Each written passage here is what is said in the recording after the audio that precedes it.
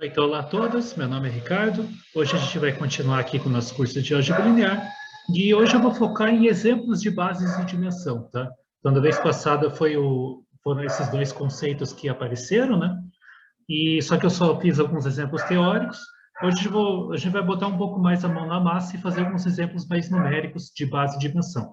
Tá, então, esse é o tipo de exercício que aparece muito frequentemente em álgebra linear. Ele lá te dá um exemplo de um subconjunto, né, de um espaço vetorial, e aí te pede, verifique que é um subespaço vetorial, encontre uma base e calcule a dimensão dele. Né? Então, é isso que a gente vai fazer aqui em 3 exemplos. Um eu vou fazer no mundo dos vetores, um eu vou fazer no mundo das matrizes, e o outro eu vou fazer no mundo dos polinômios.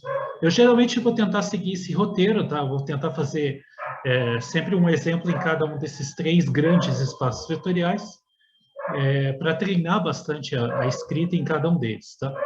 Bom, o primeiro exemplo é esse aqui, ele é mais simples.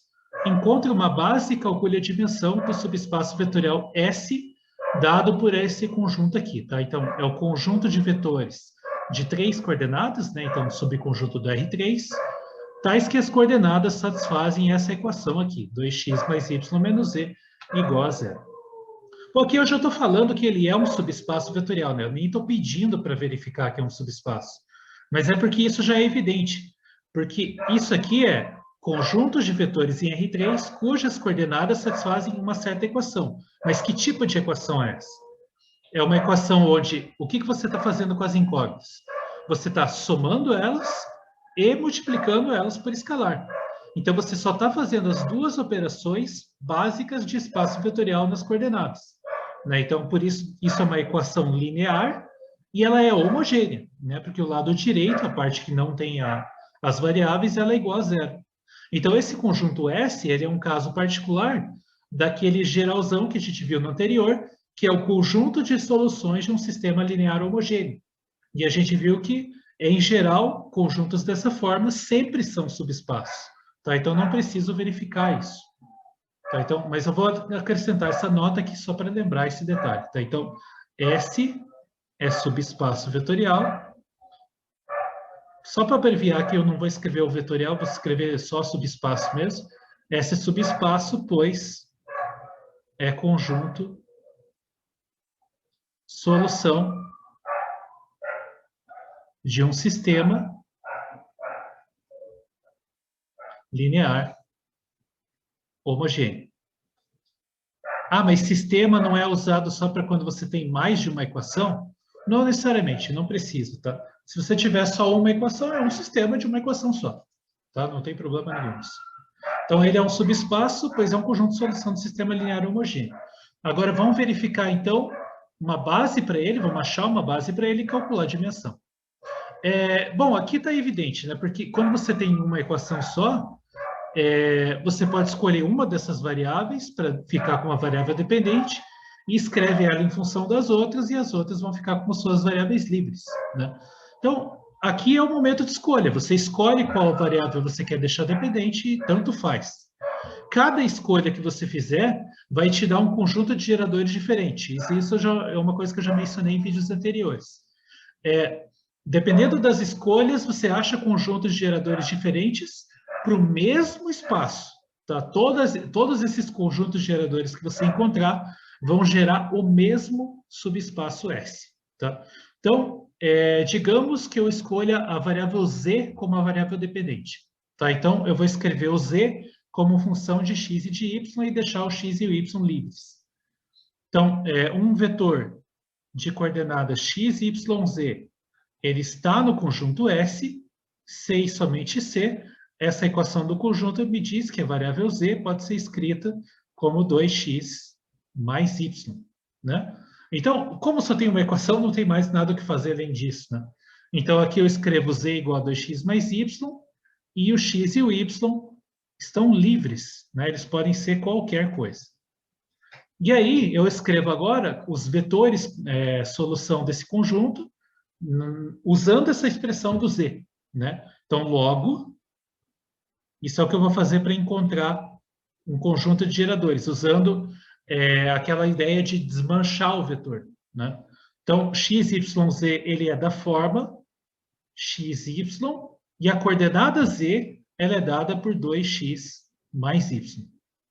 Aí eu faço essa brincadeira de desmanchar o vetor. Então, eu quebro isso aqui em 2 vetores, porque só tem 2 incógnitas ali, né? 2 variáveis livres. Então, um primeiro vetor só com a coordenada x vai ser x, 0 e 2x. E um vetor com só a coordenada y, só variável y, aliás, 0, y, y. Aí eu avanço mais uma etapa e agora eu desmancho os escalares. Então, o primeiro vetor eu posso pensar que é o escalar x vezes o vetor de coordenadas 1, 0 e 2. E o segundo vetor eu posso pensar que é o escalar y vezes o vetor de coordenadas 0, 1 e 1. Moral da história é que qualquer vetor nesse conjunto solução S, ele pode ser escrito dessa forma aqui, tá? Então, deixa eu escrever de novo aqui, XYZ para enfatizar isso. Então, um vetor genérico desse conjunto solução S, ele pode ser escrito nessa forma aqui. Ou seja, o que é o tipo de coisa que está do lado direito? X e Y são escalares, né? X e Y são escalares e são livres. E você tem do lado direito uma combinação linear dos vetores 1, 0, 2 e 0, 1, 1. E como o x e o y podem ser qualquer coisa, isso está dizendo para nós que o conjunto de solução desse sistema, ele é o span, ele é o espaço gerado pelo conjunto que tem esses dois vetores que estão aparecendo aqui. Tá?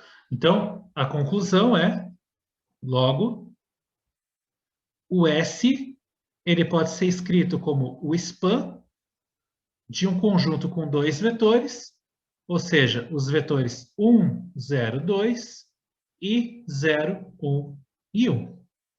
Então, isso aqui é uma maneira de você expressar o conjunto solução desse sistema, como um span, como um espaço gerado. Então, esses dois vetores que você encontrou aqui, ele é o que a gente chama de geradores, né? E aí, como eu falei, dependendo da variável livre que você escolher aqui, se você escolher outra variável como sendo a variável dependente, por exemplo, escrever o x em função do y e do z, ou escrever o y em função do x e do z, o conjunto que você vai encontrar aqui vai mudar. Vão ser outros dois vetores, mas não importa. O que a gente está pedindo aqui é uma base. Tá? Então, eu quero enfatizar isso, que é uma base. Não é a base, não existe a base. É uma base. Tá? Porque você tem escolhas aqui. Você pode fazer... por exemplo, eu poderia pegar esses dois vetores aqui e reescalar eles e mudar eles completamente. Eu poderia fazer aqui, por exemplo, em vez de 1, 0, 2, eu poderia colocar 2, 0, 4, ou seja, duas vezes esse vetor. Não ia mudar nada, ia continuar sendo gerador, por mais que o vetor seja diferente. Aqui, o 0, 1, 1, eu poderia colocar 0, π e π. Não tem problema, vai continuar gerando o mesmo subespaço. Tá? Então, é uma base. Mas, por enquanto, isso aí é um conjunto de geradores. Né? Falta uma coisa para verificar que é uma base. Né? Então, para ser base, você tem que ter duas condições para satisfazer. Uma delas é ser gerador. Então, aqui a gente tem aqui um candidato à base, né? Que é o conjunto com esses dois vetores, porque eles já geram. Falta verificar que eles são linearmente independentes. E vai ser o caso, tá? Eles são linearmente independentes. Então, por que isso? Então, vamos verificar isso. O conjunto. Vamos dar um nome para ele. Vamos chamar de beta, por exemplo. O conjunto beta, que possui só esses dois vetores aí, o 1, 0, 2 e o 0, 1, 1, isso aqui é linearmente independente, pois... E aí agora, bom, você tem escolhas para como você vai justificar isso. Uma delas é justificar usando a definição, né? Pegar o vetor nulo, escrever ele como combinação linear desses dois vetores, estudar quem podem ser os coeficientes nessa combinação linear, resolver um sistema e concluir que esses coeficientes só podem ser zero. Isso é uma maneira. Outra é usando um dos critérios que a gente viu já no vídeo passado, porque isso é um conjunto só com dois vetores. Para verificar que ele é Li ou não, né, basta verificar se esses dois vetores são múltiplos ou não. Isso no caso de conjuntos com dois vetores, né? que é o caso aqui. Então, o critério era o conjunto com dois vetores é LD, se e somente se algum desses dois vetores é múltiplo um do outro. Não é o caso aqui, né? Porque uma maneira de você enxergar isso é pensar que um dos vetores aqui tem coordenada igual a zero, por exemplo. Então, quando você multiplica esse segundo vetor aqui por qualquer escalar, né, qualquer escalar vezes esse vetor, ainda vai ter a primeira coordenada igual a zero, né? Porque qualquer número vezes zero dá zero. Então, qualquer múltiplo do segundo vetor nunca vai dar o primeiro, porque a primeira coordenada desse primeiro vetor é igual a 1. Né? Então, eles não são múltiplos, portanto, pelo critério que a gente viu da vez passada, esse conjunto é LI. Tá? Então, pois os vetores 0, 1, 1 e 1, 0, 2 não são múltiplos. Então, a gente concluiu que esse conjunto de dois vetores, esse conjunto beta, ele é gerador, o span dele dá o subconjunto S, e, além disso, ele é linearmente independente. Então, portanto, beta é uma base de S. Certo? Então, está verificado que ele é uma base de S, e, portanto, qual é a dimensão do S? Né? A dimensão, lembra da definição que a gente viu da vez passada, é a quantidade de elementos de qualquer base que você encontrar para esse cara. Bom, aqui a gente achou uma base, essa base tem dois elementos, portanto, a dimensão dele é 2. Tá? Então, assim, a dimensão do S é igual a 2. Tá? Porque essa base beta tem dois elementos. Se eu tivesse feito outra escolha de variável dependente, de toda forma, eu ia encontrar uma base com dois elementos. Os dois elementos iam ser diferentes, mas ainda iam ser 2. Né? Então, independente da base, a base tem que ter a mesma quantidade de elementos, que conforme o que a gente viu da vez passada. Bom, então tá aí, a gente encontrou uma base para o S e encontrou a dimensão dele. Objetos de dimensão 2 dentro do espaço R3, geometricamente, isso é um plano. Tá? Então, se você tentar desenhar esse conjunto S aqui, lá no espaço euclidiano R3, isso aqui nada mais é do que a equação de um plano. Tá? Então, isso é da intuição, né, de que você tem 2 graus de liberdade. Vocês, por exemplo, colocando Z, isolando o Z, que nem a gente fez aqui, você tem o conjunto dos x, y, z, onde o z é dado por essa expressão, e aí o x e o y estão livres.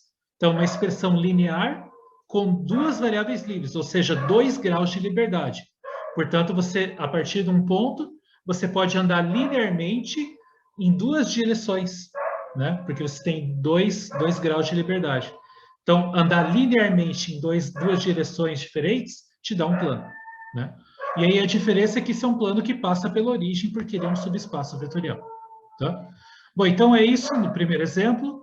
Agora a gente vai para um exemplo um pouquinho mais abstrato, mas ainda é um exemplo importante.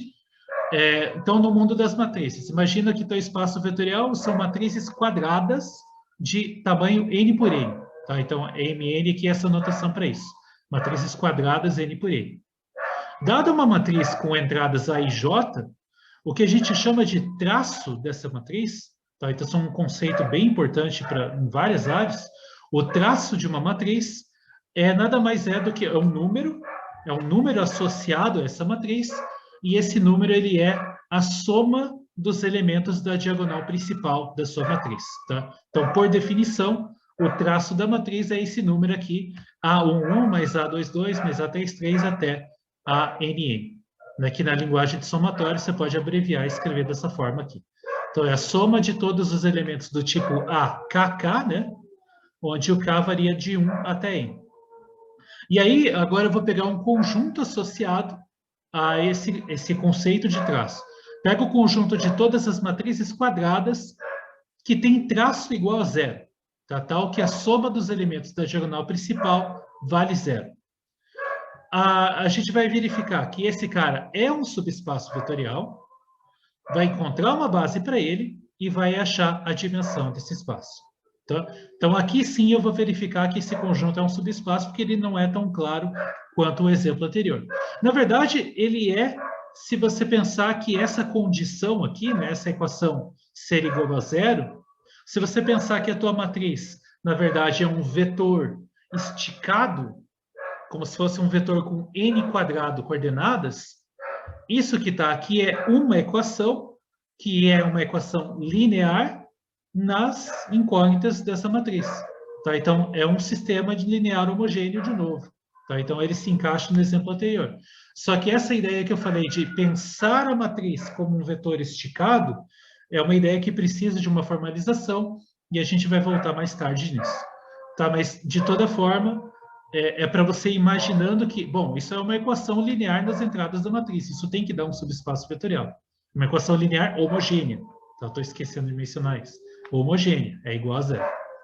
Então, vamos escrever, vamos testar por definição mesmo que ele é um subespaço vetorial para a gente treinar isso. Então, primeira coisa, por que esse S ele é não vazio? Lembra que o primeiro teste que a gente geralmente faz para verificar se um cara é um subespaço ou não, para verificar que ele é não vazio, a gente testa se o vetor nulo está lá. Né? Então, a pergunta é, a matriz nula, né, que é o vetor nulo desse espaço vetorial, a matriz nula satisfaz essa condição? Bom, qual é essa condição? Que é a soma dos elementos da diagonal principal dê zero. Né? Só que a matriz nula, todas as entradas são zero. Então, se você somar a diagonal principal, você vai estar somando zero com zero. Então, vai dar zero. Né? Então, essa é diferente de vazio, pois a matriz A igual a zero, a matriz nula, pertence a S. Né? Já que, em particular, né, as entradas da diagonal principal são iguais a zero para todo K, logo, a soma delas, né, também vai ser igual a zero. Né? A soma de 1 até n vai ser igual a zero também. Né? Todas as entradas já são iguais a zero. Então, ele é não vazio, a matriz nula está lá dentro, agora a gente vai ver que é fechado para soma de matrizes, né? E fechado para produto por escalares. E eu vou verificar as duas coisas ao mesmo tempo, tá? Então, aquela história, eu vou pegar elementos genéricos, eu não vou escolher número nem nada, e vou escolher um escalar genérico, que elementos no subconjunto S, né? Duas matrizes no S, fazer a combinação linear e verificar que o resultado ainda cai no subconjunto S. Tá? Então, só observe aqui, né, que o S é dado por isso, conjunto das matrizes, cujo traço é zero. Então, eu vou pegar dois elementos genéricos dentro desse conjunto. Tá? Então, sejam... Então, 2.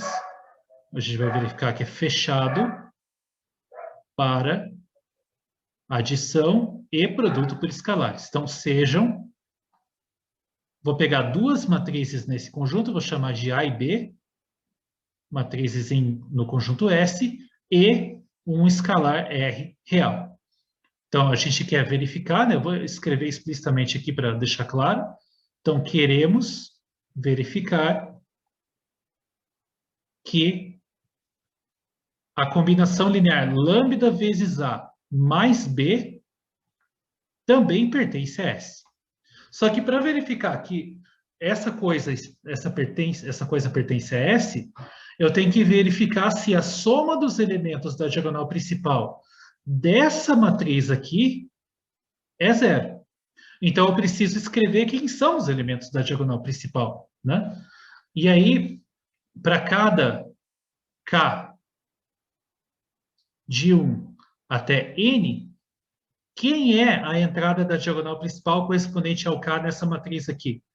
Então, esse cara aqui, temos que lambda vezes A mais B, a entrada na posição KK dessa matriz, por definição de adição de matrizes e multiplicação por escalar, isso aqui é igual a lambda vezes a entrada na diagonal correspondente da matriz A, mais a entrada na diagonal correspondente da matriz B. Né? Isso por definição de soma e produto por escalar de matrizes. Então, quando eu somar os elementos da diagonal principal dessa matriz nova aqui, que é essa combinação, eu vou estar somando elementos desse tipo aqui. Né? Então, logo,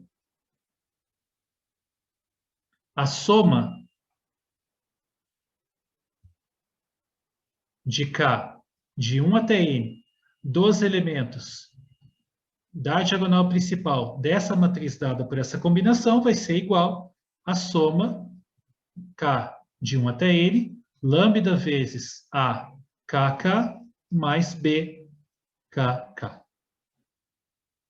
Aí isso é um somatório, eu posso somar na ordem que eu quiser, porque é soma associativa. Eu posso tirar o escalar para fora na soma também, tirando em evidência o lambda. Então, isso aqui vai ser igual a lambda vezes soma K igual a 1 até N, AKK, mais soma K igual a 1 até N, BKK. Né? Então, isso é propriedade de números reais. E aí, agora, eu uso que a matriz Azão pertence a S, e como ela pertence a S... deixa eu até escrever mais uma etapa aqui. Eu vou escrever mais um passo, e vou escrever que isso aqui é igual a lambda vezes o traço de A, porque é exatamente o que aparece aqui, a soma dos elementos da diagonal principal da matriz A, e o que aparece aqui é o traço de B, soma dos elementos da diagonal principal da matriz B. E aí, como as matrizes A e B eu peguei elas em S, eu sei que isso aqui é igual a zero e que isso aqui é igual a zero, pois A e B pertencem a S. Essa é a condição para morar em S. Né? Então, logo, a soma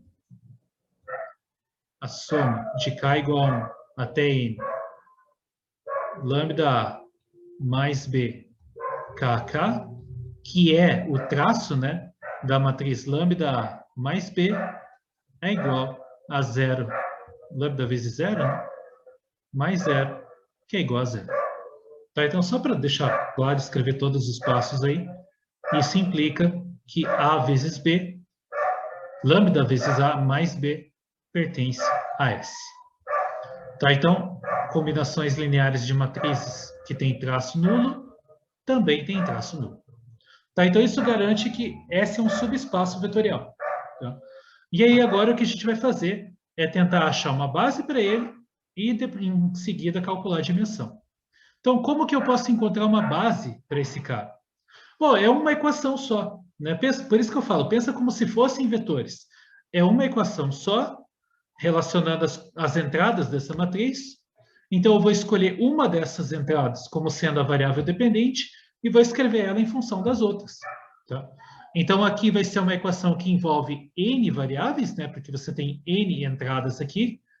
E aí eu escolho uma e escrevo ela em função das N menos uma outras. Né? Então, digamos que eu escreva o ANN em função das outras. Então, nota, para encontrar uma base agora, né? Então, para encontrar uma base para S, então note que uma matriz nesse conjunto, né, uma matriz com entradas A e J nesse conjunto, ela está nesse conjunto, se é somente C, você tem essa relação entre as coordenadas, né, as entradas dessa matriz. Mas essa relação vale se e somente C. Aí, como eu falei, escolhe uma delas e escreve em função das outras. Então, por exemplo, ANN é igual a menos A11, menos A22, menos, etc., menos a N-1, N-1. Né? É essencialmente C, né? Porque essa equação aqui e essa são a mesma. Eu só isolei uma das incógnitas em função das outras. E aí, o AN é escrito em função desses caras, e esses caras podem ser qualquer coisa. Tá? Então, com esses números aqui, A11, A22, até a N-1, N-1, eles são livres. São variáveis livres. Porque essa equação é a única condição para você morar no conjunto S. Então, isola uma delas, escreve em função das outras podem assumir qualquer valor. Né? Então, essas são as suas variáveis livres, e, portanto, como que é a cara de uma base desse conjunto? Bom, então, esses caras você pode escolher do jeito que você quiser, as demais entradas que estão fora da diagonal principal também podem ser qualquer coisa, né? Porque isso é uma coisa que vocês têm que notar aqui, porque eu quero saber qual é a cara das matrizes. As matrizes têm n ao quadrado entradas. Essa relação só envolve as entradas, é uma relação entre as entradas da diagonal principal. O resto pode ser qualquer coisa, né? Então, todas as entradas fora da diagonal principal são livres também, né? Então, essa é a única condição. Essa equação aqui dá uma condição sobre uma única entrada da matriz. Todas as outras podem ser qualquer coisa. Tá? Então, escolhe as outras do jeito que você quiser e o ANN desse jeito aqui, dado por essa expressão. Então, como a relação, a única relação, né? A única relação não envolve as entradas fora da diagonal principal. E quem são essas entradas? Né? Elas são entradas do tipo A e J com I diferente de J. Né? Elas também são livres. Também posso pensar elas como variáveis livres. Então, moral da história, a ANN é dada por essa equação aqui e todas as outras entradas podem ser o que elas quiserem. Tá? Então, como que eu posso escrever uma base para isso? Né? Qual que é a ideia? Então, aqui, você poderia fazer assim, ó. Deixa eu ver se eu ainda tenho espaço aqui. Tem. Então, uma matriz nesse conjunto, ela é de qual forma? Ela é da forma, então eu tenho uma matriz aqui, ela tem as suas entradas, A11, A12, etc. Até A1N, aí A21, A22, etc. A2N e assim por diante, até AN1, AN2 e assim por diante, até o ANN. Só que o ANN, ele é dado, essa última entrada aqui, né, então isso aqui vai descendo, isso aqui desce em diagonal, aí toda a diagonal é usual ali, as entradas A1, A22 até a última antes da anterior, e a última em si ela é dada por menos A11, menos A22, etc., menos AN-1, N-1. Tá, então, esse é o formato das matrizes desse conjunto aí. Então, posso desmanchar essas matrizes, fazendo a mesma ideia de vetores, e achar uma base para isso. Tá? Então, como que eu posso desmanchar isso aqui? Tem que se organizar bem para escrever isso agora. Bom, então, pensa primeiro nas entradas que estão fora da diagonal principal. Tá? Essas que estão fora da diagonal principal, quando você desmanchar elas só aparecem uma vez. Né? Cada uma dessas entradas fora da diagonal principal, elas não aparecem em nenhuma equação. Então, elas só aparecem uma vez. Aí eu uso aquelas matrizes EKL. Né? Então, eu posso escrever assim, ó. Uma parte da matriz. Então, note que uma parte da matriz vai ser assim, ó, vai ser soma de AKL, eu vou colocar vezes aquelas matrizes EKL aqui, ó. AKL, EKL, com K diferente de L, tá? Porque daí você está fora da diagonal principal. Cada uma dessas matrizes aparece uma única vez. Então, essa combinação aqui que eu acabei de escrever, ela preenche toda essa matriz, exceto a diagonal principal. Preciso completar agora com a diagonal principal. Aí, como que é a diagonal principal? Vamos entrar, por exemplo, na entrada 1, 1. A matriz, a entrada 1, 1, ela vai multiplicar qual matriz? Bom, ela vai multiplicar uma matriz que é assim, ó. Ela vai ter 1 nessa posição, 0 em todo o resto, e quando eu chegar lá na última posição, eu vou ter um menos 1 aqui. Certo? Então, essa entrada A11 vezes essa matriz aqui, ela vai preencher essa parte dessa matriz que corresponde ao A11 aqui e o menos A11 aqui. Então, eu vou dar um nome para essa matriz aqui. Vamos chamar ela de, por exemplo, matriz M1, digamos assim. Aí eu vou seguir a mesma ideia para ir escrevendo quem são as outras coordenadas. Então, por exemplo, a segunda seria como? Seria mais A22 vezes uma matriz que tem qual formato? Ela tem esse formato aqui, tudo zero. Aí eu tenho 1 na posição 2, 2, 0 no resto, 0 no resto, 0 no resto, até chegar aqui que tem mais um menos 1. Tá, então, essa matriz aqui, vou chamar ela de M2. E assim por diante, até você chegar na matriz AN-1, N-1. A matriz não, né? O escalar AN-1, N-1, e vai multiplicar uma matriz que tem esse formato aqui. Tudo zero, até a penúltima linha aqui, que vai ter um 1 aqui, 0, aí 0 aqui e menos 1 aqui. Tá, então, essa matriz aqui é a matriz M, N-1. Tá? Então, só para dar nomes para essas matrizes aí.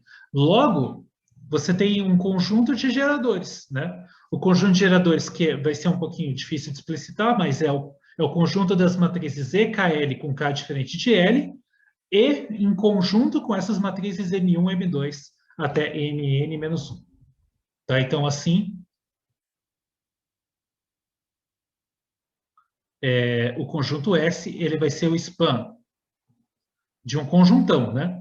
O conjunto das matrizes EKL, M1, M2, até Mn-1, com K diferente de L. Tá? Isso aqui é um conjunto de geradores para esse conjunto de matrizes aí. E aí a afirmação que eu faço é que esse conjunto é linearmente independente. Tá? Então, você tem que pegar combinações lineares desses caras, igualar a zero, e ver o que acontece com os coeficientes. Né? Mas, isso é evidente, tá? Eu vou deixar como exercício para escrever essa parte, mas eu vou convencer vocês de por que ele é linearmente independente. Como que você testa isso? Você faz uma combinação linear nula desses caras e estuda os coeficientes. Quando você fizer uma combinação linear nula desses caras, você vai escrever uma expressão exatamente como o que está aqui do lado direito, aqui, nessa expressão grandona. E é uma combinação linear nula, ou seja, basicamente é você colocar a matriz Azão igual a zero. E aí você vai estudar os coeficientes. Então, é claro, aqui não é Azão KL, vão ser coeficientes. Né? É um escalar CKL, digamos assim. E aqui também, né? Escalar C11, escalar C22 e assim por diante. Você quer estudar os escalares. E o lado esquerdo vai ser igual a zero. Então, isso vai te dar um sistema, e basicamente esse sistema vai ser isso aqui, onde no lugar das entradas A e J, vão ser os escalares que você quer estudar se são zero ou não. E aí você vai ver, bom, se isso aqui dá zero, se essa matrizona dá zero, todo mundo aqui é igual a zero, e, portanto, esses carinhas aqui também são iguais a zero, né? Porque na diagonal principal você tem tudo zero, antes do último, né? E, portanto, como consequência, esse último também é zero. Então, vai dar tudo zero, tá? Então, verifica como exercício. É só chato de escrever, mas a ideia é essa. Verifique como exercício que que esse conjunto, né? Vamos chamar de beta, esse conjunto de EKL e as matrizes M1 até Mn-1, com K diferente de L, é linearmente independente. Tá? Então, e agora? Conclusão final. Vai ser, portanto, uma base, né? Portanto, beta será uma base de S, e assim a dimensão dele, a dimensão desse subespaço S é quanto, né? Então, quantos elementos tem aí? Bom, tem uma matriz EKL para cada uma das entradas fora da diagonal, tem N menos uma matrizes aqui. Então, o total de elementos desse cara é o quê? Você preenche a matriz inteira menos uma entrada, que é justamente a entrada NN, que é a única que está escrita em função das demais. Então, é o total de entradas de uma matriz menos 1. Ou seja, a dimensão é n ao quadrado, que é o total de entradas de uma matriz quadrada n por n, menos 1. Tá? Então, essa é a dimensão do S. Tá? Então, é um exemplo que ele é mais complicado, né, porque ele está bem genérico aqui, mas eu queria escrever esse exemplo aqui, porque eu acho que é um exemplo importante tanto para a teoria geral de matrizes, como para você treinar a escrita. Tá? É uma das coisas mais importantes que tem em álgebra linear é você treinar a escrita.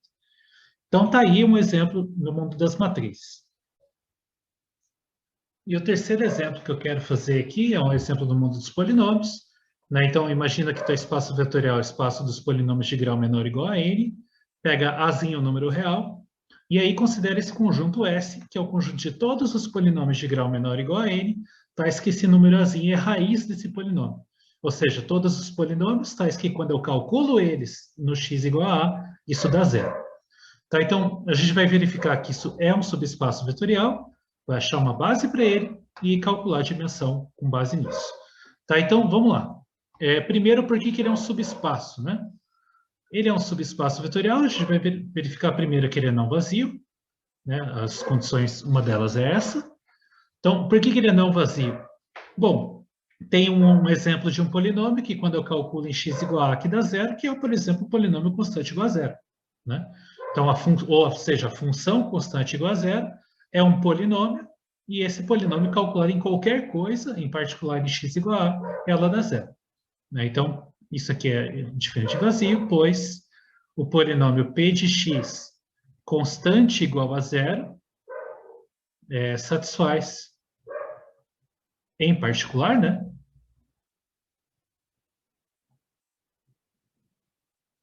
P de a igual a zero também.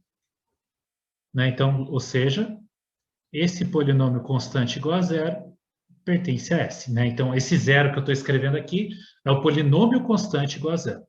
Então, ele é não vazio. Por que ele é fechado para adição e produto por escalares? Né? Então, fechado para adição e produto por escalares. Bom, eu verifico isso fazendo o quê? Pego dois elementos genéricos dentro desse conjunto, um escalar genérico, faço a combinação linear deles, vejo que o resultado ainda cai dentro desse conjunto S. Tá? Então, sejam, vou pegar aqui P e Q elementos em S, pegar lambda, um escalar, e aí queremos, o que a gente quer fazer, né? Então, queremos verificar que lambda vezes P mais Q ainda pertence a S. Né? Então, é isso que eu quero verificar. Mas como que eu verifico se pertence a S ou não? Para estar em S, o número A tem que ser raiz. Então, eu vou calcular esse polinômio aqui no x igual a A e vou ver que vai dar zero. Tá? Então, mais, né? Mais lambda vezes P calculado no polinômio Q, aliás, no lambda P mais Q calculado no x igual a A, isso aqui, por definição de soma e produto de funções, né? Que você pode pensar polinômios como funções, como que você calcula essa coisa do lado esquerdo aqui em um número? Bom, você faz a conta ponto a ponto, né? Soma ponto a ponto e multiplica por escalar ponto a ponto. Então, essa daqui é a definição da operação. Mas como eu peguei o P e o Q no subconjunto, eu sei que esse aqui é igual a zero e sei que esse aqui também é igual a zero. Né? Pois, isso aqui, pois, P e Q, eu peguei eles no subconjunto. O número A é raiz do P e é raiz do Q também. Então, isso aqui é igual a lambda vezes zero, mais zero, que é igual a zero. né? Então, o número x igual a também é raiz de lambda p vezes q, mais q, né? E, portanto, lambda p mais q ainda pertence a S. Então, a gente concluiu aqui que o S é um subespaço vetorial, né? Ele é não vazio e ele é fechado para a soma em produto por escalares. E agora? Agora vamos tentar achar uma base para ele. Então, eu vou lembrar do critério que a gente viu de o que caracteriza, né, quando o número é raiz de um polinômio, que a gente viu lá no vídeo de divisibilidade de polinômios, no terceiro vídeo lá, quando a gente começou a álgebra linear. Então, um polinômio, vamos lembrar aqui, polinômio P de grau maior ou igual a 1. Por que maior ou igual a 1? Porque polinômios de grau zero, o único que tem raiz é o polinômio constante igual a zero, que eu já sei que está em S, desse não tem graça analisar. Tá, então, vamos estudar os polinômios que têm grau pelo menos igual a 1. Aí, esses polinômios de grau maior ou igual a 1, eu posso dividir eles pelo polinômio x menos a. E aí, a gente já viu que um polinômio p de grau maior ou igual a 1 está em S, ou seja, x igual a é raiz deles, C e somente C. A gente já viu isso lá no terceiro vídeo. P de x é múltiplo no sentido de polinômio, do polinômio x menos a. Ou seja, P de x é um polinômio vezes x menos a. Se eu pegar o polinômio P e dividir pelo polinômio x menos a, eu obtenho o resto igual a zero. Tá? Então, lembra que a gente viu isso lá no terceiro vídeo. Portanto, P de x pertence a S, C e somente C. Existe, vamos chamar de, sei lá, C de x. Existe um polinômio P de x, polinômio com... E aí é com respeito ao grau agora. Polinômio com grau. O polinômio P, ele é um polinômio que está nesse espaço vetorial que eu estou estudando. Então, ele tem grau no máximo n. Eu estou dividindo ele por um polinômio de grau 1. Então, esse polinômio C aqui, que é o que aparece na divisão de chaves, ele vai ter grau no máximo n menos 1.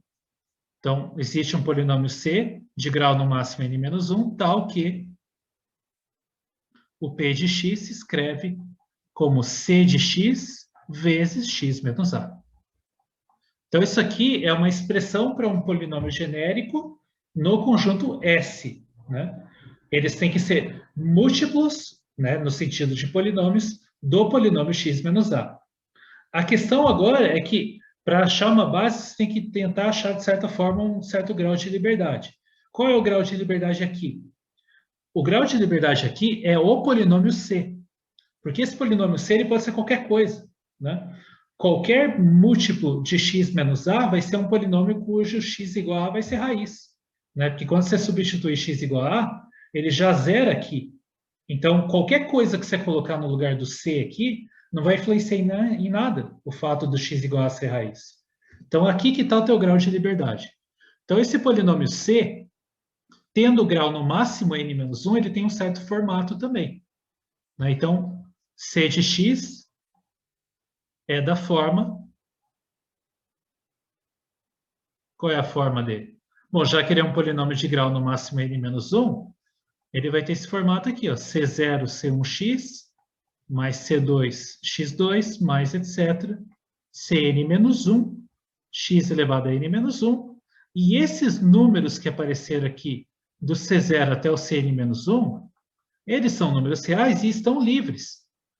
Como falei, o polinômio C, ele pode ser qualquer coisa. Então, aqui que está o teu grau de liberdade. Então, a conclusão que você tira, agora, substituindo esse formato do polinômio C aqui para descobrir o formato do polinômio P, então você obtém o quê? Logo, P é da forma P de x igual ao polinômio C, que é C0 mais C1x mais etc. Cn menos 1, x elevado a n menos 1, vezes x menos a. Então, esse é o formato dos polinômios aqui, né? E Se você quiser, dá para fazer um pouco distributivo aqui, né? Eu posso escrever isso aqui de uma forma um pouquinho melhor. Isso aqui é igual. Você pode escrever isso aqui, por exemplo, assim, ó, C0 vezes x menos a, mais C1 x vezes x menos a, e assim por diante, vai aumentando as potências de x, Cn menos 1, x elevado a n menos 1, vezes x menos a. E qual que é a vantagem de escrever dessa forma? Porque nessa forma aqui, eu estou aproveitando que eu sei que esses caras aqui são variáveis livres, né? E isso que está escrito aqui do lado direito é uma combinação linear usando essas variáveis livres, então todas elas aqui, cada um deles está acompanhando um polinômio, né? Então esse lado direito é uma combinação linear de determinados polinômios, onde os coeficientes estão livres. Então isso que a gente acabou de concluir é que o S, né, o subconjunto S, ele é o span do conjunto de polinômios que aparecem do lado direito. Os polinômios x menos a, x vezes x menos a, e assim por diante, até x elevado a n menos 1 vezes x menos a. Tá? Então, aqui eu encontrei um conjunto de geradores para esse espaço de polinômios aí. E agora? É um conjunto de geradores. Será que é linearmente independente? Como que eu testo se ele é um conjunto linearmente independente? Bom, então vamos fazer isso por definição. Eu vou pegar uma combinação linear desses polinômios que dá o polinômio nulo e estudar os possíveis coeficientes. Como que eu vou chamar esses coeficientes? Bom, vou aproveitar a notação que já estava aqui em cima e vou continuar chamando os coeficientes de C0, C1 até Cn-1. Tá? Isso vai facilitar um pouco a escrita aqui. Então, vamos verificar que esse conjunto... Qual conjunto, né? Beta igual x menos a, x vezes x menos a, e assim por diante, x elevado a n menos 1, x menos a. A gente vai verificar que esse conjunto aí é linearmente independente. Então, suponha que C0 até Cn menos 1, números reais, satisfazem, ou seja, suponha que você tem uma combinação linear nula desses caras com esses coeficientes. Então, é C0 vezes x menos a, C1 vezes x menos a, né? X vezes x menos a, e assim por diante. Até, eu vou escrever mais um aqui, porque vai ser útil, então, escrever mais um. C2, x quadrado, x menos a, até Cn menos 1, x elevado a n menos 1, x menos a, igual a zero. Então, e esse igual a zero do lado direito é o polinômio nulo. Então, eu quero comparar coeficientes, né? Porque eu sei que os dois polinômios são iguais, então eles têm que ter os mesmos coeficientes. Mas como são os coeficientes do polinômio do lado esquerdo? Então, eu preciso reescrever esse polinômio de modo que ele fique constante mais constante vezes x, mais constante vezes x quadrado, e assim por diante. Então, ele não está nesse formato justo por causa desse x menos a aqui, né? Que está aparecendo em todas as parcelas. Então, eu vou reescrever esse cara, e aí você percebe que o cara que está sozinho, aqui, né? Ele é menos a vezes C0, esse é o cara que está sozinho. Aí os caras que acompanham x. Bom, um deles é o C0, que é o que está aparecendo aqui.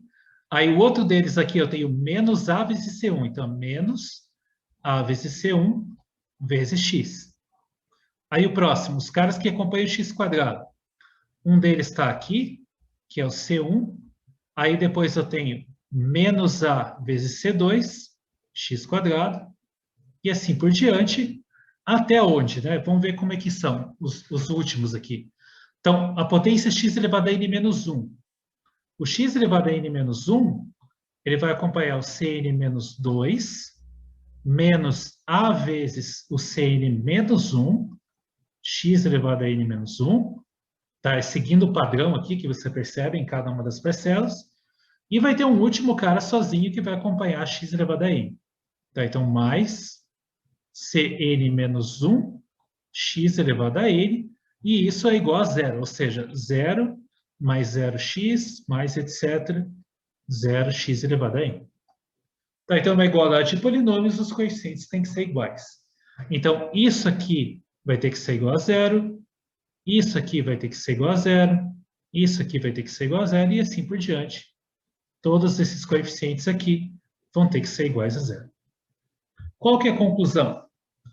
Bom, a conclusão agora, você é um pouquinho xarope aqui, que você tem que dividir em casos. Porque esse número azinho ele está atrapalhando, ele está multiplicando as constantes aqui. Mas, você percebe, aliás, nem precisa aqui, né? Nesse caso não precisa. Então, olha só, olha com base no último aqui. Ó. O último já está te dizendo que o Cn-1 é zero. Né? Então, essa última aqui te disse que o Cn-1 é zero. Aí você volta para essa equação aqui, a penúltima equação, e aí você percebe, como o Cn-1 é zero, some essa parcela aqui, sobra só o Cn-2, só que o coeficiente é igual a zero. Então, isso aqui implica que o Cn-2 é zero também. E aí você vai voltando para trás e vai concluindo que todos eles são iguais a zero, até você chegar nessa expressão aqui e concluir também que o C0 também vai ser igual a zero. Tá? Então, todos os escalares são nulos, portanto, esse beta é Li. A gente já sabia que era um conjunto de geradores e, portanto, né, e assim, beta é base de S. Tá? Então, a gente achou uma base de S e, finalmente, a dimensão de S é a quantidade de elementos de qualquer base que eu encontrar. Quantos elementos tem essa base? Bom, é a quantidade de polinômios que tem desse conjunto. E aí eu tenho N polinômios. Né? Então, a dimensão do S é exatamente igual a N. Então, isso aqui é igual a N. Tá, então, um exemplo aí que aparece bastante nos livros de álgebra linear. Eu fiz ele um pouco mais generalizado, direto, porque nos livros você vai achar a versão mais simples deles. Então, se você achou complexo demais aqui a notação e tal, está muito algébrico, muito genérico, olha nos livros primeiro, você vai ver um exemplo numérico, mas a ideia geral é a mesma, não muda nada, só complica um pouco na notação. Tá, então, aqui estão os 3 exemplos que eu queria fazer. Eu espero que vocês tenham gostado deles. A gente se vê na próxima e até mais.